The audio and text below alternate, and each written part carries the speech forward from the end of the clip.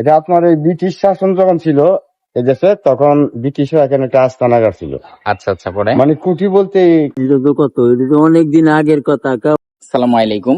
আমি দাঁড়িয়ে আছি 250 বছর পুরনো ঐতিহাসিক একটি বাজারে, যার নাম কুঠির বাজার। নরসিংদীর শিবপুর উপজেলায় পুরনো এই বাজারটি নাকি ইংরেজ আমল থেকে শুরু হয়। তো ঐতিহাসিক এই বাজারটিতে কি কি পাওয়া যায়, কি কারণে এই বাজারকে কুঠির বাজার বলে অবহিত করা হয় বা ডাকা হয়, তারই বিস্তারিত থাকছে আজকের ভিডিওতে।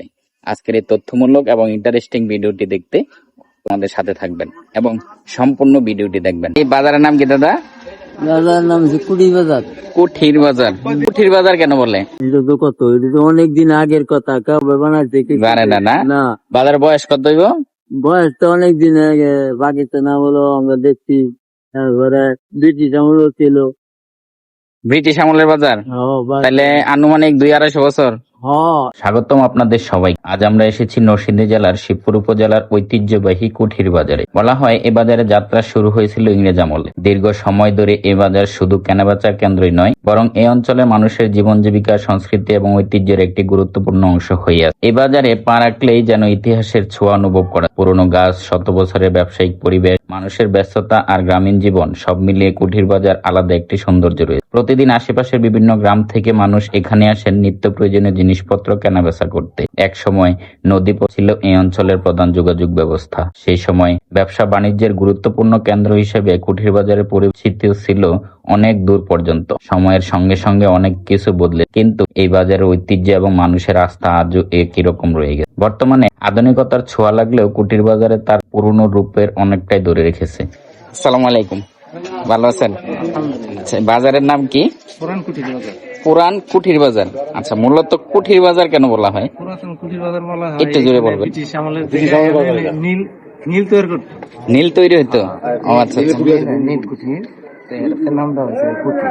বাজার বয়স কেমন হবে? বাজার বয়স মনে হয় আমরা বাবা ধরো আমরা হইছে এক বছর যে গাব আছে এটা মনে হয় 65 বছর যা কইতারি না। আনুমানিক আনুমানিক কত কি একটা আনুমানিক আমি তো শুনছি প্রায় 250 বছর। আগে কাঁঠাল ছিল, এখনো সকালবেলা আরং জমে তো আরং জমে সকালে এনে আরাম জমে।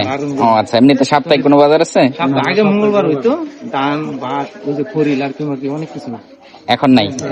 এখন বোধহয় এত পুরনো বাজার, এটা তো শিবপুর উপজেলায় পড়ছে না? এখানকার প্রতিটি দোকান, প্রতিটি রাস্তা এবং পুরনো দিনের মাটির তৈরি ঘরগুলো যেন অতীতের অনেক গল্প বহন করে চলছে। এই বাজারটি বিগত 50 বছর ধরে নরসিংদীর ইতিহাস ও ঐতিহ্যের একটি জীবন্ত সাক্ষী। এটা আপনার এই ব্রিটিশ শাসন যখন ছিল এদেশে, তখন ব্রিটিশরা এখানে একটা আস্তানাগার ছিল।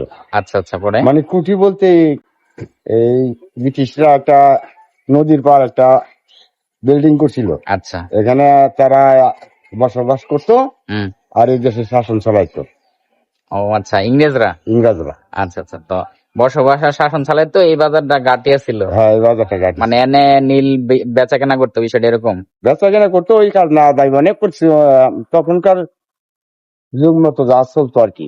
ও আচ্ছা আচ্ছা, মানে ওই থেকে এটা কুটির বাজার হিসেবে পরিচিত। জি জি। ও, বয়স করতে পারি না।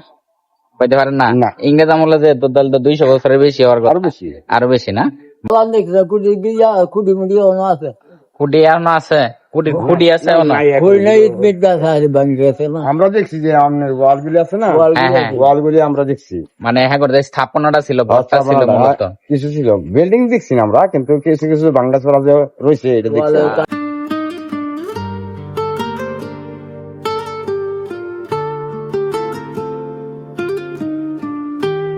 এই হচ্ছে কুটির বাজারের মূল অংশটা। 3 রাস্তার মোড়। সোজা পিছনে যে রাস্তাটা দেখতে পাচ্ছেন এটা চলে গেছে যশোর বাজার বা সৃষ্টিগড় বলা চলে, আর এই পাশটা হচ্ছে পুটিয়া, আর আমার এই পাশটা হচ্ছে চলে গেছে রায়পুরা। আজকের ভিডিওতে আমরা কুঠির বাজারের বিভিন্ন অংশ, এর ইতিহাস, বর্তমান অবস্থা এবং এখানকার মানুষের জীবনযাত্রা তুলে ধরলাম। বাজারের ইতিহাস ও এই এলাকার মানুষের সরল জীবনযাত্রা তুলে ধরলাম। সব মিলিয়ে আপনি কিছু সময়ের জন্য হারিয়ে যাবেন গ্রামীণ জনপদে।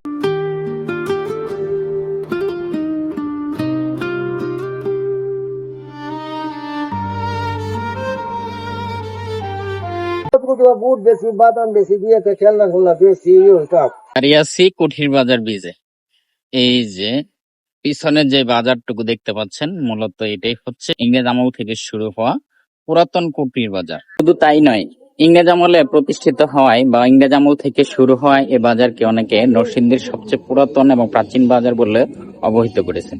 তো আজকের এই প্রাচীন বাজারের ভিডিও এ পর্যন্তই। আশা করি আপনাদের কাছে এই ভিডিওটি খুবই ভালো লেগেছে। তো ভালো থাকবেন, সুস্থ থাকবেন, আল্লাহ হাফেজ।